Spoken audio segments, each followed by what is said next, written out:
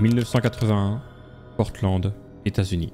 Le monde est submergé par l'arrivée des salles d'arcade. Des enfants et des adolescents vont passer des journées entières à faire la queue pour jouer aux toutes dernières bornes de jeux d'arcade. Mais dans la banlieue de Portland, dans une petite salle d'arcade, il y a un jeu qu'on ne trouve nulle part ailleurs. Un jeu devant lequel des enfants vont faire la queue pendant des heures. Un jeu duquel ils ressortiront avec des maux de tête, de violentes migraines, des pertes de mémoire, des crises d'épilepsie ou encore des terreurs nocturnes. Et ce jeu, il s'appelle Polybius. Les années 80, c'est le début d'une nouvelle ère, le début de changements qui vont effrayer une partie de la population. Les enfants de tout âge semblent mystifiés par l'arrivée d'un nouveau type de divertissement. Un divertissement pour lequel ils s'enferment à l'intérieur de grandes salles pendant des heures, jetant pièce après pièce dans d'immenses machines devant lesquelles ils font tous la queue pour ne jouer ne serait-ce que 10 minutes. Et aux États-Unis, les parents vont commencer à sérieusement s'inquiéter. Leurs enfants ne parlent que de ça. Ils semblent tous envoûtés par ce que certains parents considèrent comme une hérésie, l'œuvre du diable en personne, les jeux vidéo. Et aux États-Unis, on ne rigole pas avec ça. Violence, torture and sexual aggression right into our living rooms. Le jeu de rôle papier Donjons et Dragons était lui-même déjà sous le feu des critiques pour la promotion du satanisme, de la sorcellerie ou encore du meurtre, créant une véritable panique morale aux États-Unis. Les journaux, les chaînes de télé, tout le monde était convaincu que le jeu était diabolique, qu'il pousserait les enfants à mettre fin à leur vie et qu'il engendrait des meurtres. On arrivait à un point où les médias ne s'intéressaient même plus à si vous aviez des antécédents médicaux, ou alors juste des problèmes avec vos proches. La première question que les journaux allaient se poser devant une victime de meurtre, c'est est-ce qu'elle avait des proches joueurs de Donjons et Dragons ? L'histoire la plus connue étant celle de James Dallas Egbert. There was speculation he was the victim of a campus game called Dungeons and Dragons. En 1979, James n'a que 16 ans quand il est admis à l'université du Michigan. Mais le 15 août 1979, James va être porté disparu. Ses parents, terriblement inquiets, vont alors engager un détective privé pour tenter de le retrouver. Sur le campus, la chambre de James va être inspectée et on va retrouver un tableau de liège avec des punaises. Et à partir de là, ça prend une tournure démesurée. Le détective va commencer à faire ses premières théories sur la disparition de James. Et une de ces théories va faire le tour du pays. The shape resembled a building that was part of a network of underground campus steam tunnels. Une rumeur comme quoi les joueurs de Donjons et Dragons se réunissaient la nuit pour faire des parties grandeur nature dans les tunnels à vapeur de l'université. Certaines personnes commencent alors à spéculer comme quoi James aurait mis fin à ses jours durant l'une de ces parties et que son corps serait actuellement encore dans les tunnels. Sauf que un mois plus tard, le détective à la recherche de James va recevoir un appel. Un appel de James lui-même. Durant cet appel, James va révéler sa position au détective tout en admettant qu'il avait bien essayé de mettre fin à ses jours dans les tunnels de son université. Cependant, il admettra également que cela n'était en aucun cas lié à Donjons et Dragons, mais à une dépression clinique causée par la pression qu'il recevait de ses parents et la peur de révéler son orientation sexuelle. James fit promettre au détective de ne pas révéler les véritables raisons de sa disparition à ses parents. Le détective accepta de garder son secret. À partir de ce moment-là, James va habiter chez son oncle, chez qui s'était caché déjà pendant quelques semaines. Mais un an plus tard, n'ayant plus la force de continuer, James mettra fin à sa propre vie d'une balle dans la tête. Cet événement a tellement choqué les États-Unis qu'il a inspiré un livre qui très rapidement fut adapté en film. Un film où le personnage principal, joué par Tom Hanks, en vient à poignarder une personne en pensant que c'est un monstre, ou même à se jeter d'une tour en pensant que c'est un rituel nécessaire pour atteindre un endroit sacré. Confondre la réalité avec le jeu, un discours qui encore aujourd'hui est sorti souvent pour esquiver les réelles raisons d'un problème. Pendant les 4 ans qui ont suivi le décès de James, la presse était convaincue que Donjons et Dragons avait tué James. Ce n'est qu'en 1984 que la vérité va éclater. Dans un livre écrit par William Deere, le détective qui a gardé le secret de James pendant tout ce temps. Si je vous raconte l'histoire tragique de James aujourd'hui, c'est pour que vous ayez un contexte de comment étaient perçus les jeux de rôle et plus généralement les jeux vidéo aux États-Unis. Donc quand des cas de maux de tête et de crise d'épilepsie sont déclarés dans la ville de Portland en 1981, très rapidement les parents vont avoir les yeux braqués sur les jeux vidéo. Ce qui n'est pas délirant en soi vu que les effets stroboscopiques des bornes d'arcade peuvent provoquer ce genre de symptômes. Mais tout va s'aggraver lorsque 2 adolescents ne se connaissant pas, sortant de la même salle d'arcade, chacun sur leur chemin respectif pour rentrer chez eux, vont souffrir d'extrêmes douleurs au crâne. Des douleurs tellement vives qu'elles pousseront l'un des 2 adolescents à s'écrouler dans un jardin à seulement quelques centaines de mètres de chez lui, en se tordant de douleur, en hurlant qu'on abrège ses souffrances. Et dans cette salle d'arcade d'où sortaient les 2 adolescents, le jeu qui serait à l'origine de tout ça, Polybius. Peu de temps après ces incidents, des agents du gouvernement seraient venus inspecter la salle d'arcade. Ils auraient ouvert les bornes de jeu, pris des notes et seraient repartis. On ne sait pas précisément qui sont ces gens, mais en seulement quelques mois, toutes les bornes Polybius auraient été retirées de la salle en ne laissant derrière elles aucune trace. Aucune vidéo, aucun registre, aucun témoin. Polybius aurait tout simplement disparu. et toute trace de son existence avant les années 2000 aurait été effacée. L'histoire de Polybius elle est floue et c'est sûrement l'un des plus grands mystères du jeu vidéo. À quoi ressemblait Polybius? Quels étaient les effets de ce jeu? Qui l'a créé? Dans quel but? Pourquoi est-ce que le gouvernement a fait disparaître les bornes? L'histoire de Polybius combine tous les ingrédients d'une grande légende. Dans une époque sans internet où les faits réels vont se mélanger aux peurs des populations locales. Laissez-moi vous raconter l'histoire de Polybius.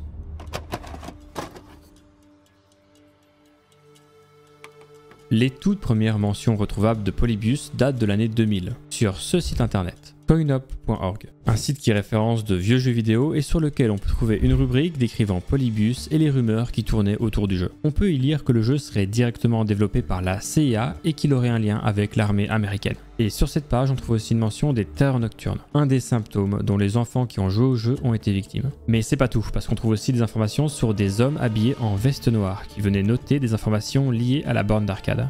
Sur cette page, on peut lire un témoignage qui dit que les enfants jouant à ce jeu arrêtaient de jouer aux jeux vidéo et devenaient même activement contre leur distribution. Et pour finir, il est aussi noté que le jeu aurait complètement disparu de la salle seulement un mois après son arrivée. Tout cela est extrêmement étrange et du coup la question qui peut venir à l'esprit c'est à quoi ressemblait le jeu? Et bien justement sur ce site il y a une description du jeu. Ils décrivent le jeu comme un jeu d'action avec des éléments de puzzle très ressemblant à un autre jeu très populaire à l'époque, Tempest. Et pour terminer, on a une image. Une image avec le titre, le nombre de crédits insérés dans la machine, l'année de production, ainsi que la boîte derrière Polybius, Sinneslotion. C'est marrant parce que Sinneslotion c'est très particulier comme nom de boîte, parce que c'est la combinaison de deux mots allemands. Sinnes, qui signifie le sens, Lotion, qui signifie effacer, effacer le sens. Bien évidemment, il n'existe aucune trace de cette entreprise, aucun registre, aucune preuve de son existence. Tout ce qu'on peut trouver, c'est un site internet qui nous présente ce que Polybius aurait pu être. Un site visiblement conçu par un fan de l'histoire qui a finalement décidé de partager sa propre version de Polybius. Une version qu'il a lui-même créée. Alors on a beaucoup d'infos là qui nous viennent en tête, mais pas grand chose de concret. Aucune preuve, aucune trace, aucun registre, rien du tout. On va donc continuer à chercher. Et en cherchant, on se rend compte que c'est en 2003 que la légende de Polybius va commencer à se répandre à travers le monde entier. On retrouve des traces de Polybius dans un article du magazine GamePro. Rien ne peut être vérifié avec des sources fiables, mais malgré tout, et si c'était vrai? Et grâce à internet, ce petit paragraphe va entraîner une énorme montée d'intérêt pour cette légende et de plus en plus on va commencer à voir apparaître des témoignages de Polybius. Des témoignages toujours de plus en plus inquiétants, mais surtout de moins en moins fondés. Et à travers tous ces témoignages infondés, il y en a un qui sort du lot, celui de Michael Lopez.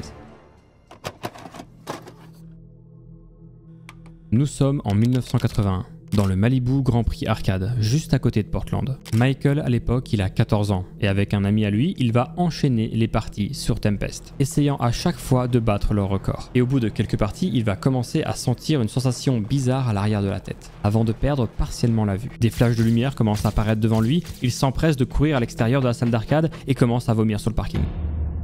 L'ami de Michael va alors le raccompagner chez lui à pied, mais malheureusement ils ne vont pas y arriver. 4 pâtés de maison avant d'arriver chez Michael, ce dernier s'écroule dans un jardin et commence à hurler de douleur en se roulant par terre.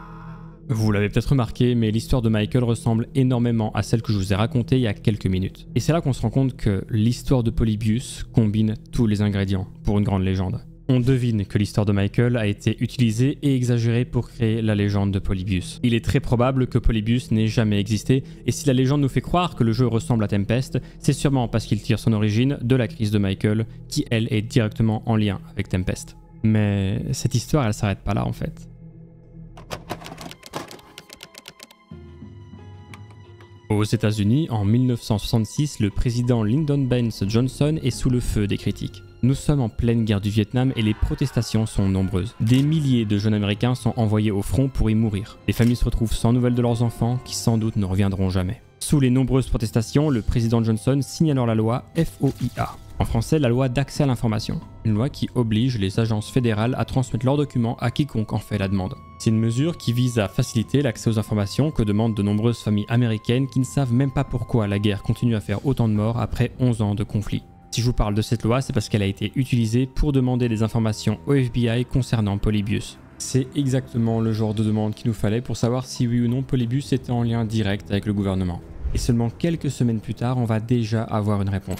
Le FBI va nier en bloc avoir la moindre information sur le projet Polybius. On a déterminé que l'histoire du jeune homme qui s'écroule de douleur dans un jardin est une version modifiée de la véritable histoire de Michael Lopez avec le jeu Tempest. Nous avons une lettre officielle du FBI qui certifie ne disposer d'aucune information concernant le projet Polybius. Normalement, ça devrait nous suffire. La vidéo devrait se terminer ici. Mais il y a deux éléments qui vont s'ajouter à l'histoire. Premièrement, en 2006, un nouveau témoignage va relancer l'affaire Polybius. Et deuxièmement, les agents du FBI avaient en effet pas d'informations sur Polybius, mais ils avaient des infos sur une autre opération. Une opération directement en lien avec cette histoire. Mais faisons les choses dans l'ordre, commençons par le nouveau témoignage. Et je préfère vous prévenir tout de suite, mais on va parler de choses extrêmement graves. En 2006, un homme du nom de Stephen Roach va se présenter comme étant le créateur de Polybius.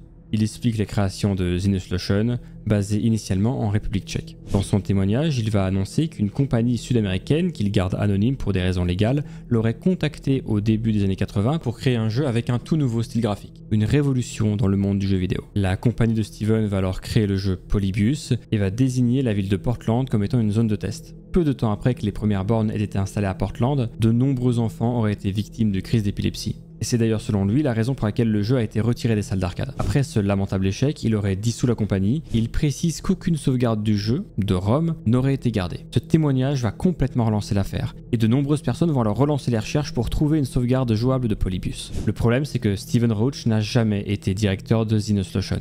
Et ça on le sait parce qu'en 2011, il a été condamné pour fraude, séquestration et trafic d'enfants.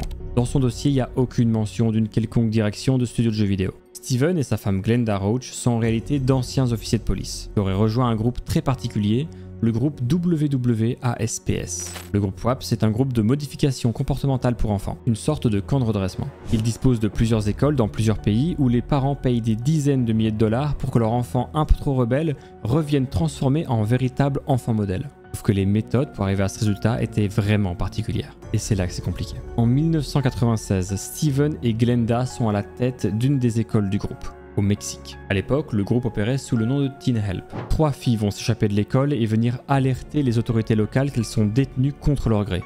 Et les témoignages de ces 3 filles vont tout simplement glacer le sang des policiers. Privation de nourriture, violence physique, enchaînement au lit, vomissement forcé, obligation de se coucher dans de l'urine, du sang, des défécations ou encore des agressions sexuelles avec pénétration. Les enquêteurs, une fois sur place, sont choqués de l'état de cette soi-disant école.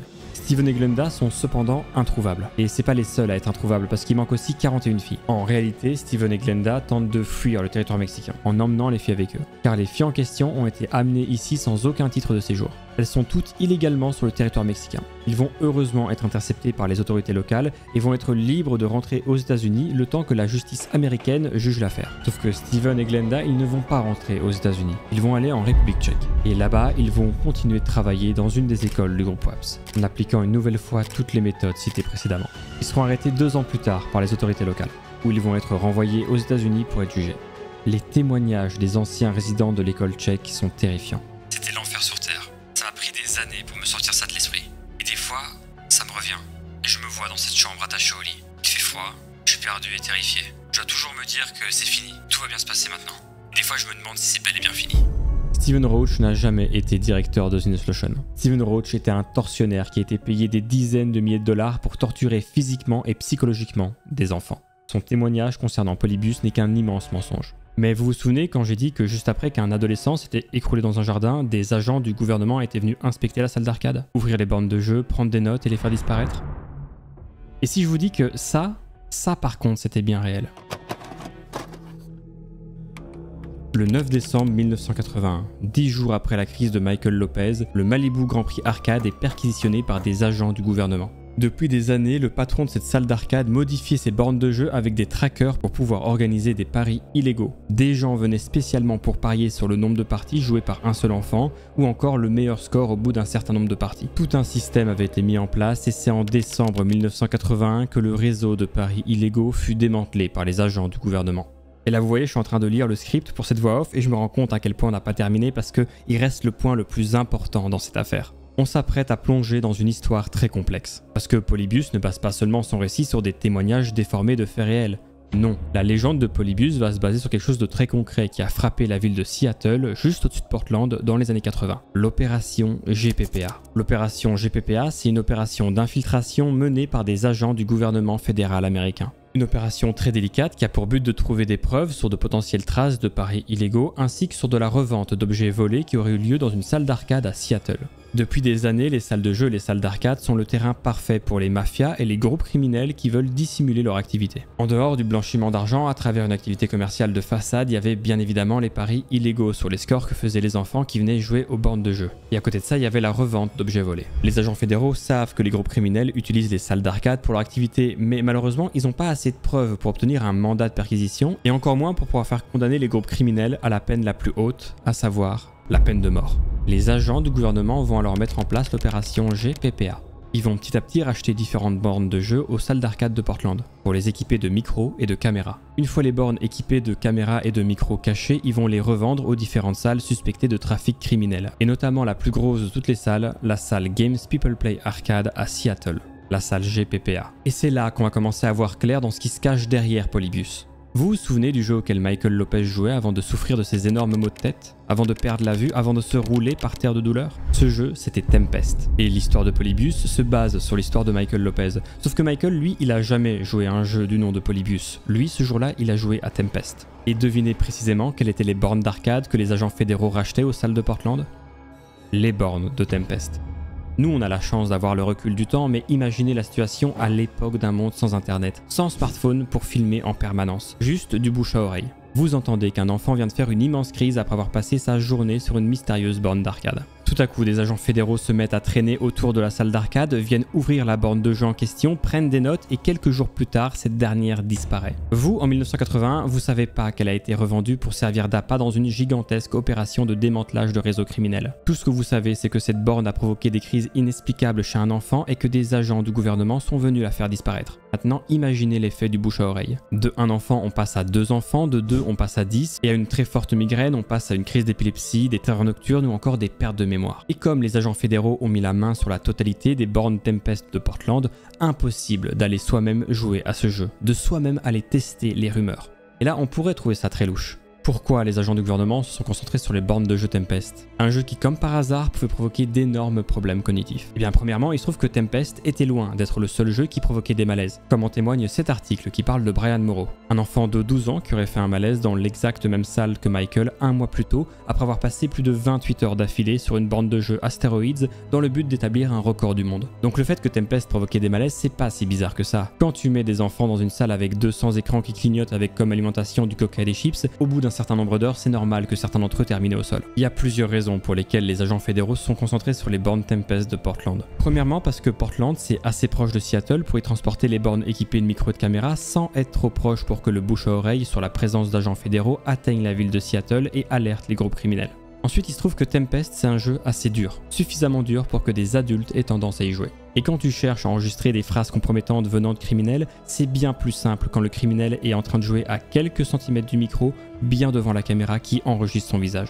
Et la raison principale, c'est que les bornes Tempest avaient un écran en verre fumé, ce qui rendait la caméra cachée invisible de l'extérieur. Le piège était en place. Il ne fallait plus qu'attendre que les criminels parlent entre eux durant leur partie de jeu sur Tempest pour avoir des aveux tout frais exploitables devant le tribunal. L'opération GPPA aura pris au total plus de 7 mois. 7 mois de discussion durant des parties de Tempest. Et au bout de 7 mois, il est enfin temps d'agir. Les forces de police entrent en force dans la salle d'arcade avec des mandats d'arrêt pour 25 hommes, tous identifiés comme étant auteurs de faits criminels. Vol, revente d'objets volés, trafic de cartes de crédit, trafic de voitures volées ou encore trafic d'armes à feu. Au total, c'est plus de 400 000 $ de l'époque, l'équivalent de 1,1 million de dollars actuels qui auront été échangés entre les différents criminels pendant la durée de l'opération GPPA. Une somme qui aurait pu être largement plus grande sans les bornes de jeu Tempest qui ont fourni d'énormes renseignements aux agents du gouvernement. À ce jour, aucune preuve tangible de Polybius n'a pu être trouvée. Et il se peut que Polybius soit tout bonnement une légende qui a détourné la véritable histoire autour des bornes de jeu Tempest. Au début de cette vidéo, je vous ai dit que toute trace de Polybius avant les années 2000 avait été effacée. Eh bien, en réalité, il est bien probable que ce soit tout bonnement parce que c'est durant l'année 2000 que la légende de Polybius ait été inventée. Inventé par Kurt Kohler, le propriétaire de coinop.org, le site sur lequel on retrouve les premières traces de Polybius. Une invention qu'il aurait faite pour augmenter le trafic sur son propre site internet. Certaines personnes ont consacré leur vie pour retrouver les traces de Polybius, le plus grand mystère du monde du jeu vidéo. Une histoire qui mélange la peur des adultes de l'époque vis-à-vis des jeux vidéo, les effets secondaires de certains jeux qui pouvaient clouer un enfant au sol de douleur, et plusieurs opérations confidentielles du gouvernement américain qui plongeaient dans le mystère les différentes populations locales. Dans un monde sans internet, les faits réels vont se mélanger à l'imaginaire des populations locales et créer une légende qui est devenue immortelle.